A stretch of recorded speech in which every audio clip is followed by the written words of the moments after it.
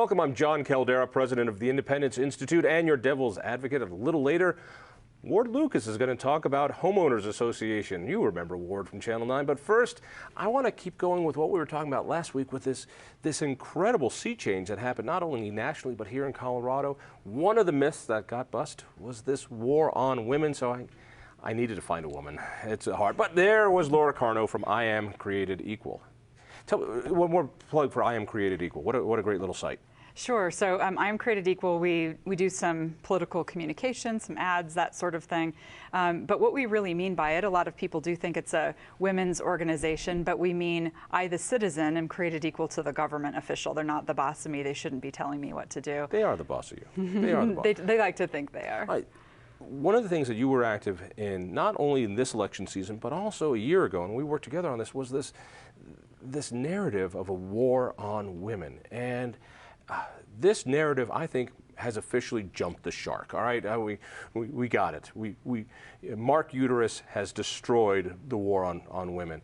Talk a little bit about how successful was this narrative and what needed to happen to counter it? Sure, and just a quick bit of history. When you go back a few campaign cycles, it was used very effectively to scare women into thinking that Republicans wanted to take away abortion and birth control. And it was just this drumbeat that it worked for a while. Well, you repeat anything long enough and it becomes accepted, even if it's not true.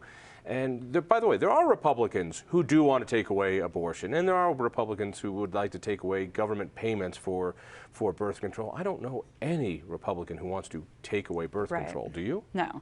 And if somebody says, if one Republican somewhere says one thing, every Republican gets painted with that broad brush very unfairly. And so this has worked, and it's interesting that for those uninformed voters in the middle, and I mean uninformed politically, that they have lives to lead. They're doing other stuff. For junkies like you and I, we follow this stuff. But for them, Republican seemed to be synonymous with, we want to take away women's reproductive rights. That's what we want to do, because that's what we Republicans stay up at night. How can we control more uteri? Right. I think that's uteri. I think it's uteri. So. Before this, we've never needed the plural. But now that all the uteri are together, so most Republicans, not all, again, I want to make it really clear. I mean, for us, it is regulation, it is taxes, it is debt, it is returning power back to the states and getting it out of D.C. And there are some that are very socially conservative, and that's their issue. But for such a small group of Republicans, this narrative has really caught on. Why? Right, because that's all they have. If you look at the U.S. Senate race that we just had, Harry Reid kept anything from going to the Senate floor. The House had passed hundreds of bills, and they actually had nothing to talk about from a good legislation standpoint. All of these Democrat senators had voted for Obamacare. They certainly couldn't talk about that. So it was the war on women drumbeat. Let's bring it to Colorado. And that war on women drumbeat comes here to Colorado as well. We see it. And I can understand some of it with the personhood amendment. I can understand why women would look at that and go, whoa, wait. This one's not for me. Does that make it a war on women? I mean, this thing has never broken 40% in any poll or any election it's been in. Right, and it did better, the personhood amendment did better this year than in previous years by 6 points because it was phrased as a fetal homicide bill, but it still said the same thing, and Colorado has said over and over again it doesn't want a personhood bill.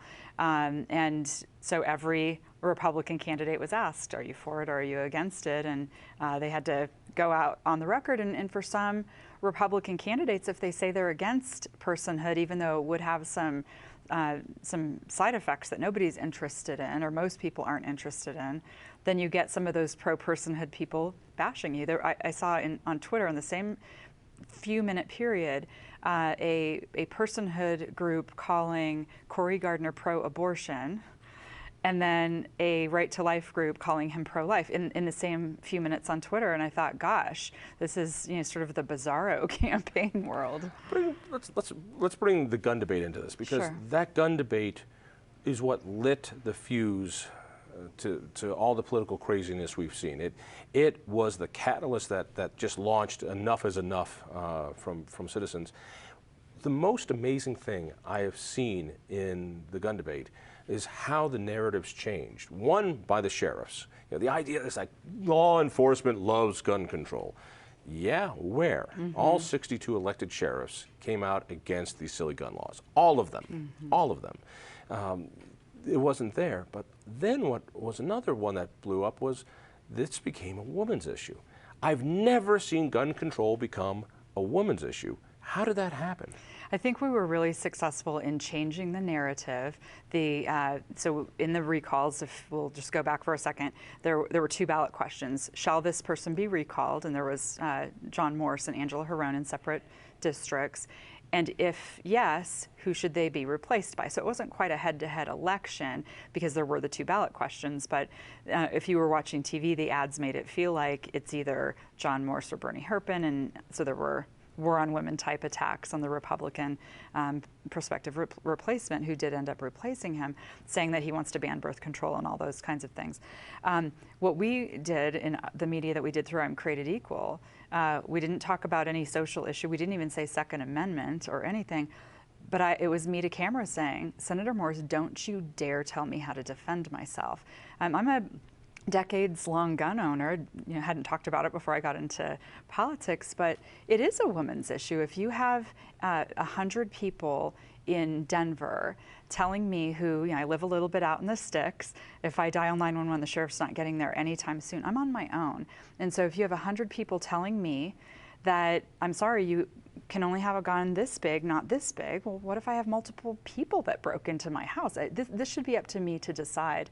And it was really a winning argument, and I think this whole idea of, you know, my body, my gun, my choice was something that caught the gun control crowd flat-footed. Right. Not only did there was wonderful missteps of women don't need guns, that's why we have rape whistles and call boxes, and that poor woman who was berated by Evie Hudak, a rape survivor, be just belittled in public like that. I mean, it was just, this is not a war on women. And so I think, and tell me if I'm wrong, but I think there were a lot of women who said, listen, I don't know anything about guns. I'm not really comfortable with guns, but don't you tell a girl that she can't carry a gun. Right. Don't you tell a girl she can't have 16 rounds if she wants 16 instead of 15. You know, that's in the same way that the Personhood Amendment, I think, brought a lot of women together, saying, no, you don't tell us what to do. Right, and that's a very good point, because on the personhood issue, or the pro-life, pro-choice debate, I've talked to a ton of women this year who say, I'm pro-life for my body. It's the one I get to choose for. But I don't want the government involved in other people's choices, because it opens it up too much. Very much the same thing with the gun issue. I heard from not just women but men during the gun debate and the recalls last year saying, I don't like guns, I'll never own a gun.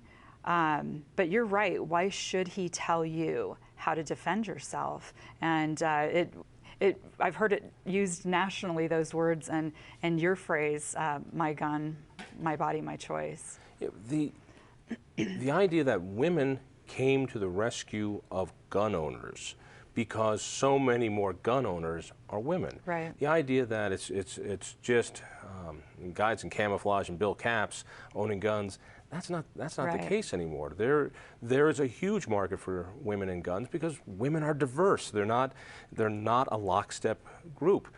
So let's go forward. Now that this candidate, Mark Uterus, lost because of his nickname, Mark Uterus, and overplaying that I love your uterus more than he loves Right. your uterus. I mean, you know, John, it was just creepy. It was creepy. creepy. What do you mean creepy? Stop talking about my parts. Stop talking about my parts. As a grown woman. I'm up here. Well, and women, when we wake up in the morning, we have a lot of stuff on our minds. Oh, I know. None of it. Yeah, we're complex, right? We cannot be boiled down to that. And to think that I wake up in the morning thinking, oh my gosh, I never gave birth control a thought, I should call Mark Udall and get help getting birth control. No, women have figured it out at the point in time in their life when they needed to make decisions. Are we starting a family? Are we waiting?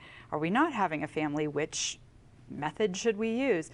Women figured it out. We never, ever asked the government for help, and we don't need it now. And that's why it's creepy. I don't want to have conversations about anything that happens in my bedroom with my government. There seems to be this issue that government paying for birth control, that's the issue. And if you're not in favor of government paying for birth control, there's the war on women. Give me a response to that. Sure. So forced charity is what government paying for birth control is. And like you, I lean a little libertarian, and I want to look at all of the ways that we can voluntarily help people. And if there is this huge community of women who can't afford birth control, which I'll have to question the premise, because you can go into a Planned Parenthood and get it for free. Exactly. Right. So I'll question the premise, but let's just say somebody's having difficulty paying for it. If there is this huge community of women concerned about those women who can't pay for it, then they should have a big benefit auction to raise money to pay for this. And having...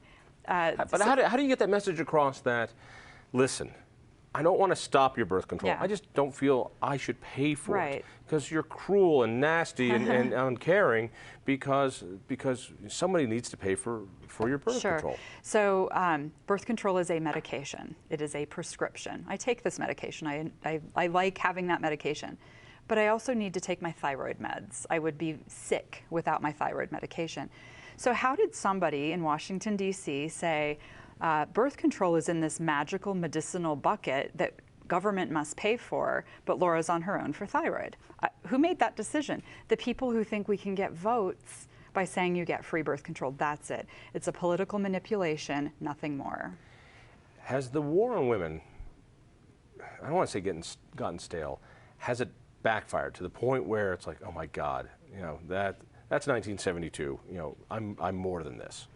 Yeah. Is it dead and buried, and now we can have more important conversations between men and women in politics, or is this just a lull this year and it's going to come back? I'd say dead and buried for the majority. So there are still going to be people who say there's a war on women because of birth control. But I will tell you why, and I agree with your jump the shark notion. That NARAL ad that came out the last week of the election that said if Cory Gardner is elected, there will be no more condoms. And I think even people on the left went, are you kidding me? It really got to the ludicrous, to the point where a Udall donor interrupted his speech and lambasted him for talking only about this one issue. Yeah, you laugh now, but next week when there's no more condoms anywhere in America. Laura, thank you. Stay tuned. Lord Lucas to talk to us about, would you believe, homeowners? Keep it here.